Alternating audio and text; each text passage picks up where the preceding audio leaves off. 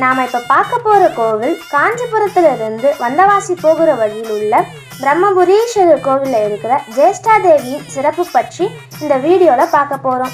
இந்த கோவில் காஞ்சிபுரத்திலிருந்து 25 கிலோமீட்டர் தொலைவில் இருக்குது. ஃபுல் ஸ்டோரி தெரிஞ்சுக்கணுன்னா ஸ்கிப் பண்ணாமல் பாருங்கள்.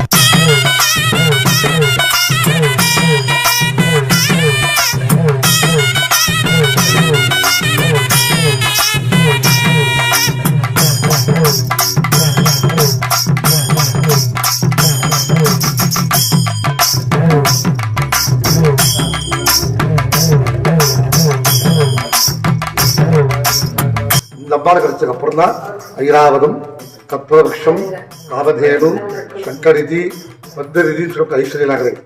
அதுக்கப்புறம் ஆழகால விஷயம் கிடைக்குது. சுவாமி சாப்பிட்றார், அம்பாள் தொடுகிறார், நீலகந்தன் பேர் பிரதோஷகுது. இந்த ஜேஷ்டா தேவியை முறையா வழிபாடு பண்ணா 64 விதமான தரித்திரங்களை நீக்கி 64 விதமான செல்வத்தை தரக்கூடிய அம்பாள் இந்த அம்பாள். குதயமும் திரையராயமும் துவாபரயமும் இந்த 3 யுகத்திலையும் இந்த அம்பாளோட வழிபாடு ரொம்ப சிறப்பா இருக்குது. கலியுகத்துல இந்த வழிபாட்டிலேயே கலியுக விஷயம் வச்சுட்டாங்க. ஏன்னு கேட்டீங்களா, இந்த வழிபாட்டை எல்லாரும் உபயோகப்படுறோம்னா எல்லாரும் சொத்துப்பா இருப்போம், நல்லா இருப்போம், யாருக்கும் இந்த பதவி இருக்காது. ஆனால் பிறவி பயன் முடியாது. கூட போகலாம், ரொம்ப அட்டூழியம் பண்ணுவாங்க, ரொம்ப கெட்டதே பண்ணுவாங்க, கெட்ட நடத்தியா இருக்கும். அவங்க பார்த்தா சொத்துப்பா இருப்பாங்க, நல்லா இருப்பாங்க, எந்த குறையும் இருக்காது. நல்லவங்களா இருப்பாங்க, நல்லதே செய்வாங்க, நல்ல படத்தோடு இருப்பாங்க. அவங்க பார்த்தா கஷ்டப்பட்டு இருப்பாங்க. ஏன்னு கேட்டா பதவி பூர்வ புண்ணியானாம் பூர்வ ஜென்ம சுகிருதம்னு சாஸ்திரம் பண்ணுது. ஒரு ஜென்மத்தில் உள்ள பாவங்கள் புண்ணியங்களுக்கு ஏற்ப வாழ்க்கை வந்திருக்கு. இந்த வாழ்க்கை நம்ம கொஞ்சமாவது அனுபவித்து கடற்சேரத்துக்காக இந்த வழிபாட்டை கலியுக விஷயம் வளர்த்துட்டாங்க. சோழராஜாக்கள் கட்டிய புராதனமான ஒரு 1000 வருஷத்துக்கு புத்தியதாக எல்லா பெரிய சிவாலயத்திலையும் இந்த ஜேஷ்டாதின்னு சொல்லக்கூடிய அம்மா இருந்திருக்கு. இப்போ பார்த்தா 10,000 கோயில் ஒரு கோயில் கூட இல்லை. அப்படியே 1-2 கோயில் இருந்தாலும் சரியான வழிபாடு இல்லை. வழிபாடு இல்லாத கோயிலில் நம்ம நினைக்கிற பலன் கிடைக்காது. இந்த அம்பாலே பஞ்சபாண்டவன்ல சகாதேவன் ரொம்ப சிறப்பாக வருகிறார். சகாதேவன் ஜோசியத்துல பெரிய ஜோசியத்துக்கு அத்தாரிட்டியே தான். இறுதியா இருக்கக்கூடிய துரியோதனுக்கு நல்ல நாள் வச்சிருக்கிறார். அப்படிப்பட்ட நல்ல படத்தை கொடுக்கக்கூடிய அம்பாள். குசேலர் வழிபாடு பண்றார். குசேலர் ரொம்ப ரொம்ப ஏழ்மை. அவருக்கு 27 பேர் பிறகு 27வது பேருக்கு கோபகைன்னு பேர் இருக்கிறார். இந்த அம்பாள் கோபகள் வருது. அதுதான் இந்த அம்பாள் உத்தரவு கேட்டு அவங்க கிருஷ்ணகுமார் பார்க்கிறார். செல்வம் செய்கிறதா புராணம். இந்த அம்பாளை ஜேஷ்டாதேவி மோட்டாகரபதி. இந்தியில மோட்டாள்னா பெரிய அர்த்தம்.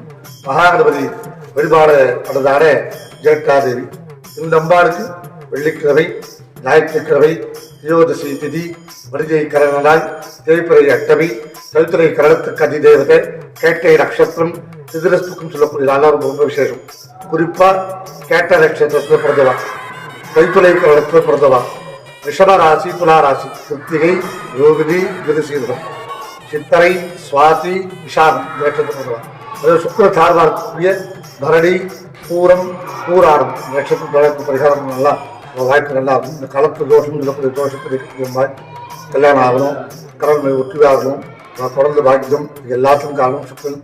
சுக்கர பரிகாரத்திலும் ஜாதகத்தை சுக்கரன் நீச்சமாக பலவழிந்திருந்தால இந்த அக்ஷர விஷயம்லாம் பண்ணலாம். மைனஸ்லாம் பிரஸ்தான விஷயத்தும் சுக்கரன் ஜாதகத்தில் நல்லா இருந்ததா சுகபோகமான வாழ்க்கை, ராஜபோக வாழ்க்கை, உயர்ந்த பதவி, ராஜாங்கத்தை பெரிய பதிலாக கிடைக்கும்.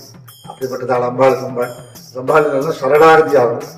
ஜோசியம் சொல்லிட்டா, கூகுள் சொல்லிட்டா, பண்ணவேன்னு சொல்லி பண்ணலாமே. அம்பாள் மேலே பரிபூர்ணமாக நம்பிக்கையோடு பண்ணலாம். அவங்க ஆண் வாரிசு, பெண் வாரிசு, கல்யாணம் 2 மாதம் முன்னாடி 2 வருஷமாக ட்ரை பண்ணுறான் டாக்டர் சீட்டே கிடைக்கல. அபிஷேகம் பண்ணிட்டு கூட 15வது தான் டாக்டர் சீட். ரொம்ப கிரிட்டிக்கலான ஆப்ரேஷன் எல்லாம் சக்ஸஸ். எல்லாரும் போய்க்கிறதே எனக்கு ஒரு விஷயம். க்ஷேத்திரத்தை ரொம்ப விசேஷமான அம்பாள்.